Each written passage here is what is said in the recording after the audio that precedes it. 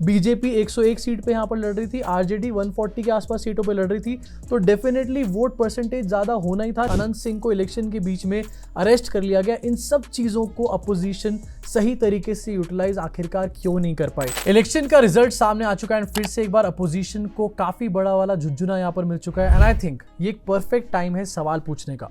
मोदी जी से नहीं, आज मोदी जी को जरा सा छुट्टी देते हैं, अपोजिशन से सवाल पूछने का एक परफेक्ट टाइम है एंड आई थिंक अपोजिशन के लोगों को इससे कोई प्रॉब्लम नहीं होनी चाहिए, क्योंकि ये और इनके सपोर्टर्स डेमोक्रेसी की बहुत बड़ी बड़ी बातें करते हैं। डेमोक्रेसी में सबसे सवाल पूछा जाना चाहिए, कोई भी किसी से भी सवाल पूछ सकता है एंड इनको साथ में ये भी समझना चाहिए कि जो सवाल पूछा जा रहा है या फिर जो क्रिटिसिज्म हो रहा है अपोजिशन का, ये अपोजिशन को नीचे गिराने के लिए नहीं बल्कि उनकी बेटरमेंट के लिए किया जा रहा है। हम लोग ये चाहते हैं मिलकर के कि हमारे देश का अपोजिशन स्ट्रांग हो बहुत ज़्यादा, क्योंकि तभी एक डेमोक्रेसी सही से फंक्शन कर सकती है।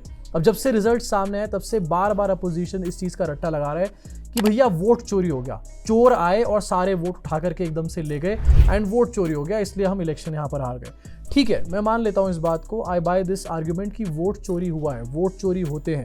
राहुल गांधी ने प्रेस कॉन्फ्रेंस करी, कर्नाटका में वोट चोरी हुए, उसके बाद महाराष्ट्र में दिखाए, आपने हरियाणा में भी वोटिंग से एक दिन पहले दिखा दिया कि हरियाणा में भी वोटिंग किस तरीके से वोट चोरी करे गए। उन सब चीज़ों को मैं मानता हूँ, मैंने उनके ऊपर वीडियोस बनाई, मैं साफ साफ देख पा रहा हूँ कि एविडेंट है कि वोट चोरी हो रही है। लेकिन कितने वोट चोरी हो रहे हैं, कितनी सीटें चोरी हो गई वोट चोरी से आखिरकार? 10 सीटें चोरी हो गई, 20 सीटें चोरी हो गई, 50 सीटें चोरी हो गई, 100 सीटें मैं मान लेता हूं वर्स्ट केस सिनेरियो कि 100 सीटों पे वोट चोरी हुई और 100 सीटें इसलिए यहां पर विपक्ष हार गया है। तो उसके बावजूद भी अगर 100 सीटों को मैं एनडीए के रिजल्ट में से माइनस कर दूं तो भी यहां पर 100 सीटें आती हैं एंड मैंने अच्छे से देखा है कि जब भी एनडीए इतना पास होती है बहुमत के, तो वो किस तरीके से मैनेज करना शुरू कर देते हैं पूरे बहुमत को, किस तरीके से यहाँ पर रिजॉर्ट पॉलिटिक्स एक्टिवेट हो जाती है, पैसे के पावर को किस तरीके से यूटिलाइज किया जाता है। तो अगर 100 सीटें भी एनडीए की आ रही थी तो ये भी विपक्ष का एक फेलियर है। अगर वोट चोरी में से मैं मैक्सिमम कर रहा हूँ कि 100 सीटें माइनस कर देता हूँ। अब डेफिनेटली ऐसा तो है नहीं कि एनडीए की कोई 20-30 सीटें आने वाली थी एंड वोट चोरी से उन्होंने 30 से यहाँ पर 200 कर लिया, ऐसा तो बिल्कुल भी नहीं होगा। ग्राउंड रियलिटी कुछ है एंड उसको यहाँ पर बार बार एक्सेप्ट नहीं किया जा रहा। वोट चोरी एक बहुत बड़ा फैक्टर है, लेकिन सिर्फ वोट चोरी इकलौता फैक्टर है, इससे मैं अग्री कर ही नहीं सकता। ये लॉजिकल आर्ग्यूमेंट बिल्कुल भी नहीं है। इसी के साथ वोट चोरी के बारे में बात करी जा रही है, चलो मैं मान लेता हूं कि सारी सीटें वोट चोरी से जीत रहे हैं एनडीए वाले, मान लेते हैं इस चीज को। लेकिन अगर ऐसा हो रहा है और आपको तो ये पहले से पता था, आपने कर्नाटका की चीजें पहले से देख ली थी, काफी टाइम पहले से वहां पर रिसर्च शुरू हो चुकी थी, 1 साल 1.5 साल हो चुका है सब चीजों को, आपको सब चीजें अच्छे से पता थी, हरियाणा का भी आपको समझ में आ चुका था, तो आखिरकार विपक्ष ने इलेक्शन को बॉयकॉट क्यों नहीं करा?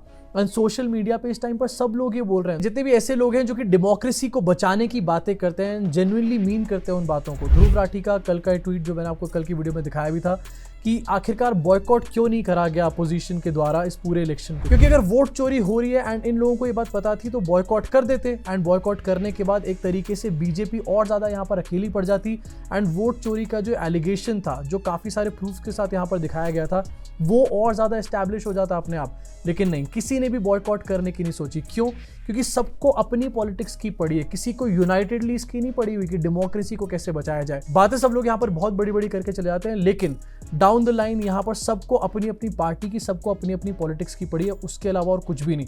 एंड सेम चीज देखने को मिली यहाँ पर सीट शेयरिंग में, इतना ज्यादा पोस्टपोन किया गया सीट शेयरिंग को कि सारी कहानी हाथ से यहाँ पर निकल गई। चलो चुनावों को एक बार मान लेते हैं कि बॉयकॉट नहीं कर सकते थे, सबके अपने अपने रीजंस यहाँ पर हो सकते हैं जो लोग पॉलिटिक्स कर रहे हैं, लेकिन आखिरकार वोट चोरी के एक्सपोजे के बाद नेक्स्ट स्टेप क्या होने वाला था? वोट चोरी का एक्सपोजे हो गया, क्या आप लोग उसमें लीगल जाने वाले हैं? ये सवाल बार बार पूछा गया विपक्ष के लोगों से, लेकिन कोई क्लैरिफिकेशन निकलकर सामने नहीं आया।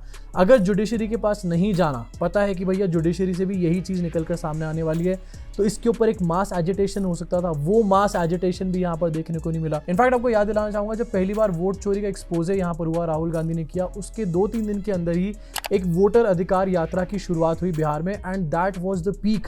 काफ़ी अच्छा डिसीजन था, मुझे ऐसा लग रहा था पर्सनली कि जन जन को जाकर ये लोग समझाने वाले हैं कि वोट चोरी हो रही है एंड अगर एक बार लोगों को समझ में आ जाएगा कि उनका वोट चुराया जा रहा है, जो कि सोशल मीडिया पे यूनानिमसली सब लोग बात कर रहे हैं, तो डेफिनेटली यहाँ पर अपोजिशन स्ट्रांग होगा एंड जो लोग डेमोक्रेसी को मारना चाह रहे हैं वो पावर से बाहर निकलेंगे। लेकिन अल्टीमेटली उस वोटर अधिकार यात्रा का भी क्या हुआ? 2-4 दिन 5-7 दिन तो वोटर अधिकार यात्रा देखने को मिली, लेकिन उसके बाद वो वोटर अधिकार यात्रा पूरी तरीके से गायब हो गई। इनफैक्ट आरजेडी और कांग्रेस इनके बीच में मनमुटाव होने यहाँ पर शुरू हो गए। राहुल गांधी बिहार के कैंपेन से एकदम से गायब हो गए एंड इस बात पे भी काफी सारे सवाल उठने लग गए। सोशल मीडिया पे उनके अपने सपोर्टर पूछने लग गए कि आखिरकार राहुल गांधी कैंपेन क्यों नहीं कर रहे हैं बिहार के अंदर, जो कांग्रेस का सबसे बड़ा सबसे इंपैक्टफुल फेस है। इसके अलावा एक और एलिगेशन यहाँ पर लगाया गया कि ये उसकी बी टीम है, ये उसकी बी टीम है, जन स्वराज पार्टी बीजेपी की बी टीम है और ये लोग वोट काटने के लिए आए हैं, इन्होंने हमारे वोट काट लिए। कहीं पर AIMIM को कहा जा रहा था कि ये लोग वोट काटने के लिए आए हैं मुस्लिम वाले, आरजेडी कह रही थी एंड सब लोग एक दूसरे को बी टीम्स बुलाने का यहाँ पर काम कर रहे थे, तू इसकी बी टीम, तू उसकी बी टीम। अल्टीमेटली ये देखने को मिला कि ये जो इंडिया अलायंस आपस में इलेक्शन लड़ने की बातें करता था या फिर आपस में एकजुट होने की बातें करता था,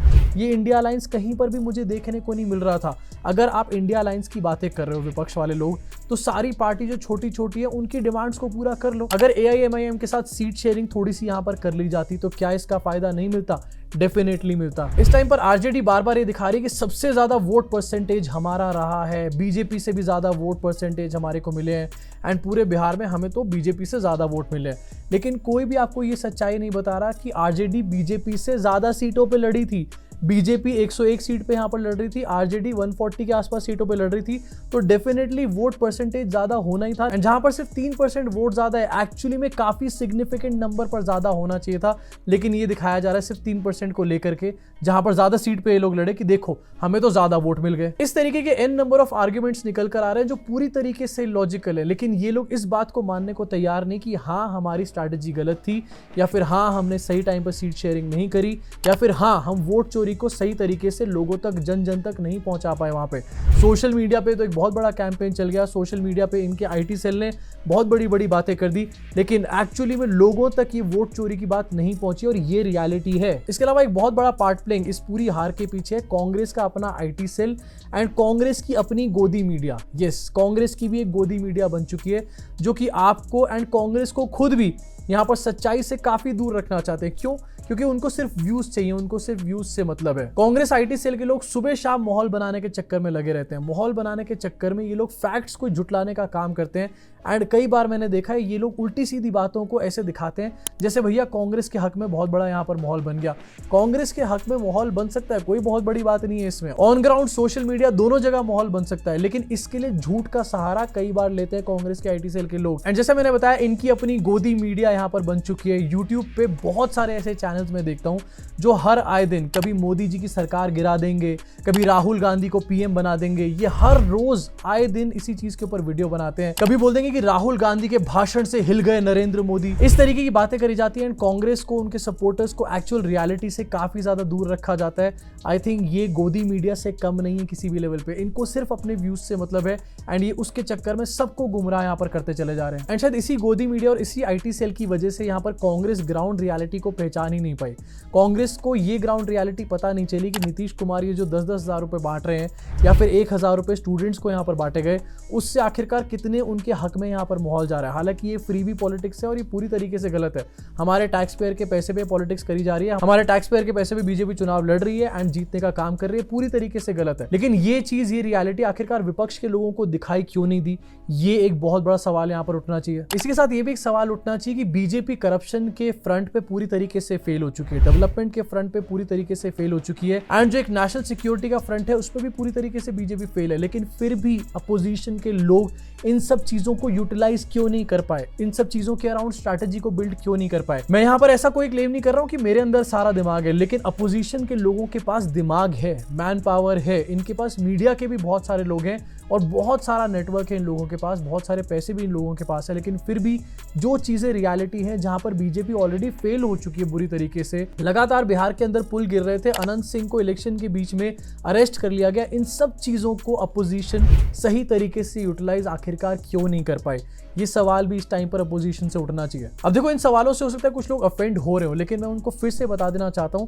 कि ये सवाल इसलिए उठाए जा रहे हैं क्योंकि हम लोग अपोजिशन को मजबूत देखना चाहते हैं, लेट डाउन यहां पर नहीं करना चाहते, बेटरमेंट चाहते हैं अपोजिशन की। एंड ये आपको भी समझने की जरूरत है किसी भी पार्टी के अंधभक्त मत बनो, अपने नेताओं को रियलिटी को समझाओ, तभी जाकर के विपक्ष यहाँ पर मजबूत बनेगा। हम लोग यहाँ पर एक तरफ डेमोक्रेसी को बचाने की, मजबूत करने की बात कर रहे हैं, दूसरी तरफ अगर किसी के नेता को यहाँ पर कुछ निकल के थोड़ा सा भी क्रिटिसाइज कर दिया तो लोगों के एकदम से तन बदन में आग लग जाती है। अगर इतनी ज्यादा प्रॉब्लम आखिरकार हो जाती है तो मोदी जी के अंधभक्तों में एंड किसी और पार्टी के सपोर्टर्स में यहाँ पर डिफरेंस ही क्या रह जाता है। अब विपक्ष की तो एक बहुत बड़ी गलती है इस पूरे इलेक्शन से, हमारे को ये समझ में आ रहा है। इलेक्शन का बॉयकॉट होना चाहिए था, एटलीस्ट इस बार नहीं हुआ तो अगली बार तो होना ही चाहिए, कि वोट चोरी हो रही है और आप लोग उसको लेजिटिमाइज क्यों कर रहे हो। इससे अच्छा तो बॉयकॉट कर दो, कम से कम शर्म तो आएगी बीजेपी के लोगों को यहाँ पर थोड़ी सी। लेकिन दूसरी तरफ यहाँ पर मैं बात करना चाहता हूँ हमारे देश के वोटर्स से भी। भाई कैसे बनेगा हमारा देश डेवलप्ड? एक तरफ हम लोग सोच रहे हैं कि हमारा देश चाइना को बीट कर जाएगा, हमारा देश अमेरिका से भी आगे बन जाएगा। अमेरिका क्या कहता था, क्या हो तुम, आज हम कहते हैं कि तू क्या है बे। लेकिन दूसरी तरफ हम लोग किन को वोट कर रहे हैं यहाँ पर? एक ऐसा बंदा जिसका MMS लीक हो गया था इलेक्शन के बीच में, वो बंदा इलेक्शन जीत जाता है। एक ऐसा बंदा जो कि बहुत बड़ा बाहुबली है, इलेक्शन के बीच में जेल चला गया, उसको लोग वोट करके जिताने का काम कर रहे हैं। जब देश के वोटर्स की यहाँ पर ये हालत है, फ्रीबीज तो छोड़ दो, ये लोग क्रिमिनल्स को जिताना चाहते हैं, जो लोग उल्टी सीधी हरकतों में इन्वॉल्व है उनको जिताना चाहते हैं, तो आखिरकार आप लोग डेवलप्ड इंडिया या फिर डेवलप्ड बिहार की बात कर भी क्यों रहे हो? आपको डेवलपमेंट से कोई फर्क नहीं पड़ता, आपको ऐसे टटपूंजिया नेताओं को जिताना है, चाहे किसी भी बात पे जिताना हो। जहां पर देश के विपक्ष को इस टाइम पर सोचने की जरूरत है, इंट्रोस्पेक्ट करने की जरूरत है एंड मैसिव लेवल पर रिफॉर्म्स लाने की जरूरत है अपनी पॉलिटिक्स के अंदर। वहीं दूसरी तरफ वोटर को भी इंट्रोस्पेक्ट करने की बहुत जरूरत है कि आखिरकार ऐसे लोगों को हम लोग वोट करके अपने देश को किस डायरेक्शन में लेकर के जा रहे हैं। अब वैसे इसके बारे में आपका क्या सोचना है? अपोजिशन की जो परफॉर्मेंस रही है बिहार इलेक्शन में एंड जो बॉयकॉट करने की बात चल रही है इलेक्शन को, इसके बारे में आपका क्या सोचना है? आपको क्या लगता है सिर्फ वोट चोरी से यहाँ पर अपोजिशन हारा है? और अगर वोट चोरी सिर्फ एक सोल रीजन नहीं है तो और क्या रीजन है आपके हिसाब से जिसके ऊपर अपोजिशन बात नहीं कर रहा?